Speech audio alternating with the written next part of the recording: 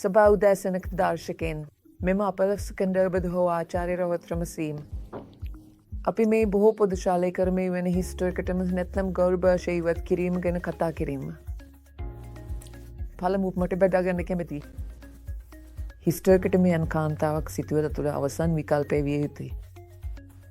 ඇගේ රුධිරයේ ගෙලින් ගැටලුව, ෆයිබරේඩ් ගැටලුව, හෝවරයෙන් සිසිට ගැටලු සඳහා ඇති සියලුම විකල්ප උත්සාහ කර බැලීමෙන් පසුව පමණක් ගර්භාෂය ඉවත් කළ යුතුයි.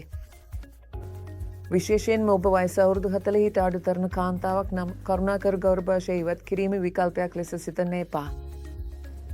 ඇත්තටම වෙනත් කිසිදු විකල්පයක් නොමැති විට මේ අවසන් විකල්පය විය යුතුයි. ඒකට හේතුව මොකද්ද?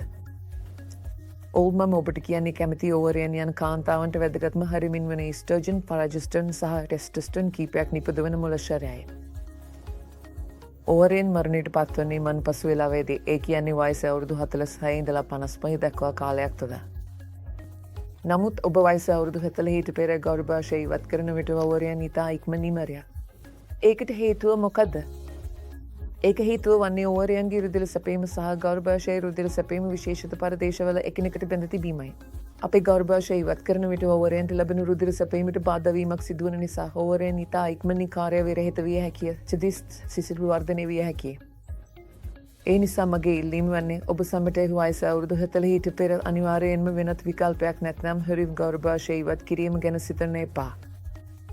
වයස අවුරුදු 40ට පසුවත් ගර්භාෂය ඉවත් කිරීමට පෙර හිස්ටෙරෝස්කෝප්ස්, කොල්පොස්කෝප්ස් හරිමින් පුරතකර වන විකල්ප බොහෝ ඇති.